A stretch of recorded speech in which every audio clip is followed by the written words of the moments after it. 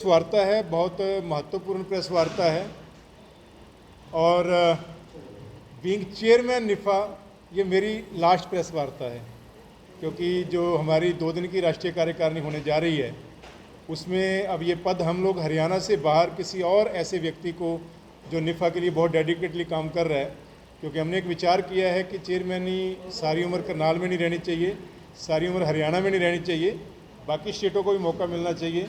तो हमारी 2 दिन की राष्ट्रीय कार्यकारिणी में ये जिम्मेदारी किसी और को दी जाएगी। तो बीइंग चेयरमैन मैं आप लोगों से लास्ट टाइम मुखातिब हो रहा हूँ, लेकिन हम लोग आपस में मिलते रहेंगे, मुद्दों पर, निफा की एक्टिविटीज़ पर और कामों पर हमारी चर्चा यूँ ही चलती रहेगी। मित्रों, आप सभी जानते हैं कि वर्ष 23 मार्च को जब शहीद आजम भगत सिंह राजगुरु सुखदेव का 90वां शहादत दिवस था, तब हमने पूरे देश में 1500 ब्लड शिविरों का, रक्तदान शिविरों का संकल्प लिया था और 90,000 यूनिट का हमने संकल्प लिया था।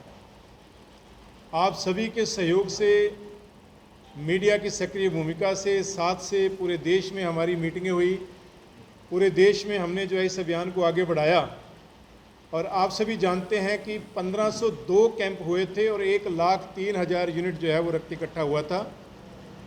ये अभियान वर्ल्ड बुक ऑफ रिकॉर्ड में भी शामिल हुआ। वर्ल्ड बुक ऑफ रिकॉर्ड में जो है 1476 कैंप और 97,744 यूनिट हुए थे। वो इसलिए क्योंकि कुछ कैंपों का डाटा उनके पास नहीं पहुंच पाया था, डॉक्यूमेंट जो रिक्वायर्ड थे उसके प्रूफ के रूप में वो नहीं समय पर पहुंच पाए थे, तो उन्होंने उनको डिलीट कर दिया था। लेकिन फिर भी ये एक बड़ी उपलब्धि, एक बड़ा इतिहास था जो करनाल ने रचा था। पूरे देश में इस समय हमारी अवार्ड सेरेमनी चल रही है, जो लगभग हम 1 साल से नहीं कर पाए थे कोरोना के कारण।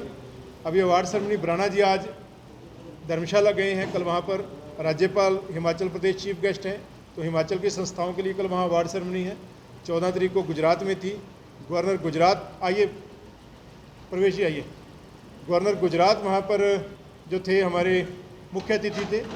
और ऐसे ही 7 तारीख को पंजाब के जो राज्यपाल हैं वो हमारे अतिथि थे।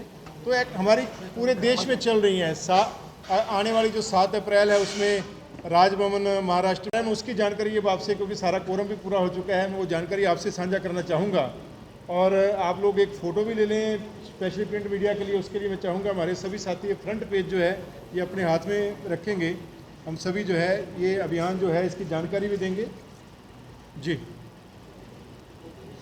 ये आप देख रहे होंगे, इसमें एक बड़ा सा लिखा हुआ है 910 यूनिट ब्लड जो है। ये 910 यूनिट ब्लड क्यों लिखा गया है? क्योंकि शहीद आजम भगत सिंह राजगुरु सुखदेव, जंग आज़ादी के वो महानायक जिन्होंने बड़ी जवानी के अंदर देश के लिए हंसते हंसते अपने प्राण न्यौछावर कर दिए, फांसी के फंदे पर झूल गए, उनका 91वां शहादत दिवस जो है वो 23 मार्च को आ रहा है। तो हमने कहा कि इस बार हम उनको करनाल में 910 यूनिट के साथ जो है वो श्रद्धांजलि देंगे। 12 तारीख से हमने रक्तदान शिविर शुरू कर रखे हैं, वीकेंड पे हम लोग कर रहे हैं। शनिवार इतवार को 2-2 कैंप हो रहे हैं। 12 को भी 2 जगह कैंप थे, 13 को भी 2 जगह थे, आज भी हमारा कैंप इंद्री में था, कल भी हमारे 2 कैंप हैं, एक नीसिंग में है और एक बरसत गड़ौंदा में है। और जो सबसे बड़ा कैंप होने जा रहा है वो गोल्डन मूवमेंट में 23 मार्च को होने जा रहा है। लगभग 500 यूनिट का हम उसमें 400-500 यूनिट का हम टारगेट उसमें लेके चल रहे हैं। 910 में से जितने कम होंगे वो सारे यूनिट वहाँ पर पूरे किए जाएंगे। और उस दिन जो एक बड़ा काम होने जा रहा है कि रक्तदान शिविर के साथ साथ, जैसा पिछली बार लगा था, एक बड़े रक्तदान शिविर के साथ साथ राष्ट्रीय युवा सम्मेलन का हम आयोजन करने जा रहे हैं, जिसमें देश के 24 राज्यों से हमारे प्रतिनिधि आ रहे हैं। वैसे तो जो निफा की शाखाएँ हैं वो 28 राज्यों और केंद्र शासित प्रदेशों में हैं, लेकिन कुछ राज्य नहीं हो पा रहे क्योंकि कई मजबूरियां होती हैं, दूर से हैं। लेकिन उसके बावजूद 24 राज्यों से हमारे प्रतिनिधि पहुंच रहे हैं, जिसमें नॉर्थ ईस्ट के साथी भी आ रहे हैं, साउथ के साथी भी आ रहे हैं, जो ईस्ट वेस्ट है उधर से भी आ रहे हैं, वेस्टर्न जोन से भी आ रहे हैं, देश के हर हिस्से से साथी उसमें पहुँच रहे हैं। और उन सबको मिलाकर, पूरे हरियाणा के युवाओं को मिलाकर, करनाल के युवाओं को मिलाकर एक राष्ट्रीय युवा सम्मेलन जो है वो 23 मार्च को गोल्डन मूवमेंट में रहेगा। हरियाणा के माननीय राज्यपाल श्री बंडारू दत्तात्रेय जी इस आयोजन के मुख्य अतिथि रहेंगे। उनकी लिखित स्वीकृति हमारे पास आ चुकी है कि वो मुख्य अतिथि के रूप में इस कार्यक्रम में शिरकत करेंगे।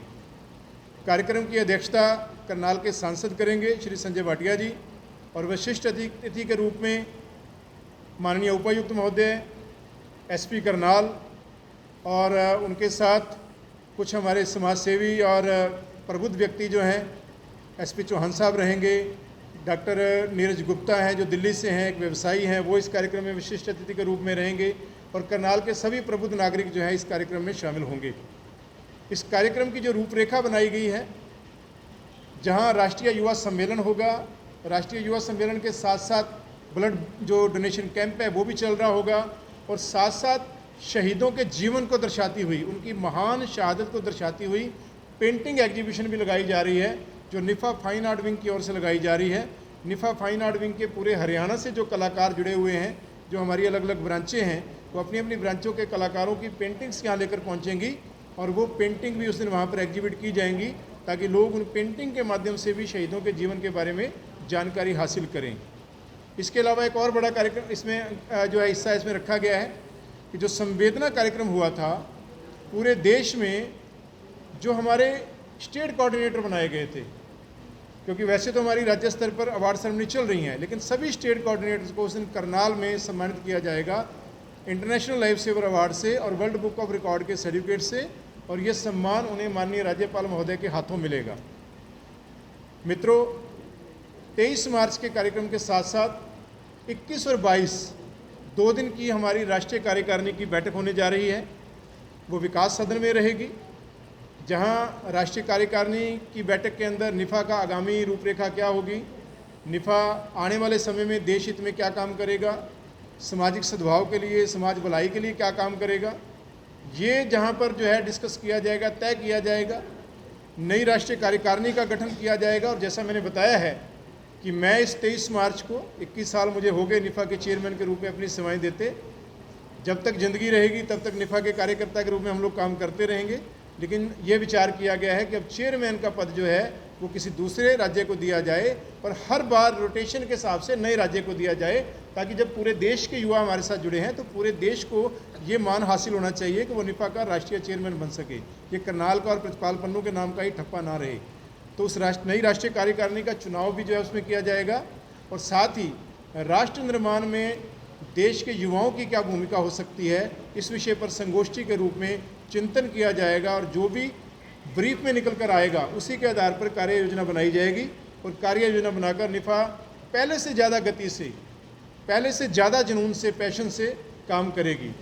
मैं आपको बता दूं, इस समय निफ़ा 28 राज्यों में निफ़ा की शाखाएं हैं, 28 राज्यों और केंद्र शासित प्रदेशों में। हमने एक संकल्प लिया था जिसे हमने नाम दिया था विजन 2020 की 2020 तक निफ़ा देश के हर ज़िले में होगी, लेकिन 2019 में जब कोरोना आया 20 के शुरू में, तो हमें उसको स्टॉप देना पड़ा, क्योंकि हमारे लिए प्राथमिकता थी कि हम लोग कोरोना में क्या रिलीफ दे सकते हैं वो रिलीफ दें, तो उसको हमने रोक दिया कि ये काम बाद में हो जाएगा, पहले रिलीफ एक्टिविटीज़ की जाएँ। अब हमने उस संकल्प को लिया है कि 2025 में जब हमारी सिल्वर जुबली होगी, निफ़ा की स्थापना के 25 साल होंगे, जब हमारी सिल्वर जुबली पूरे देश में मनाई जाएगी, बड़े रूप में मनाई जाएगी, तब तक हम ये इंश्योर करेंगे कि देश के हर ज़िले में निफ़ा की एक शाखा हो। कोई ऐसा राज्य, कोई ऐसा केंद्र शासित प्रदेश ना बचे जिसमें निफ़ा की शाखा ना हो और निफ़ा पूरे देश के युवाओं को साथ लेकर राष्ट्रहित के काम करे, सामाजिक सद्भाव के, सामाजिक भलाई के काम करे और आम व्यक्ति की आवाज़ निफ़ा बने। इस प्रकार का हमारा प्रयास रहेगा।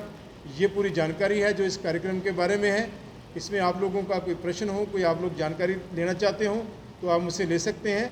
उसके बाद मैं चाहूँगा कि आदरणीय चौधरी लाजपत जी, प्रवेश जी आधे मिनट के लिए, 1 मिनट के लिए आपको संबोधित करेंगे। आपने अभी बताया कि निफ़ा के प्रति हार्दिक आशीर्वाद रहा है, आज भी है, आगे भी मेरा आशीर्वाद रहेगा, चेयरमैन कोई भी रहे। तो बड़ा भारी गौरव है कि 6 times Guinness book of world record में करनाल जैसा शहर आए छोटा सा, और फिर 7वीं बार world book of record London में उसका 7वीं बार नाम आए। तो ये करनाल का एक बहुत बड़ा गौरव है। आप सभी का धन्यवाद। और मैं ये आशा करता हूँ कि हमारी 2 दिन की जो राष्ट्रीय कार्यकारिणी की वो मीटिंग है, आप उसको भी कवर करें और 23 तारीख के प्रोग्राम के लिए भी आप सभी सादर आमंत्रित हैं। बाकी सब धन्यवाद जी, थैंक यू। राष्ट्रीय कार्यकारिणी की जो हमारी रहेगी वो पहले दिन लगभग 11 बजे शुरू होगी, क्योंकि साथी कोई दिल्ली से आ रहा है, कोई कहीं से आ रहा है, दिल्ली में उनकी फ़्लाइट्स किसी की लैंड हो रही है, तो वो 11 बजे शुरू करेंगे। दूसरे दिन 10 बजे शुरू होगी, तो 10 से 5 वैसे टाइम रहेगा, पहले दिन शायद 11 बजे शुरू हो।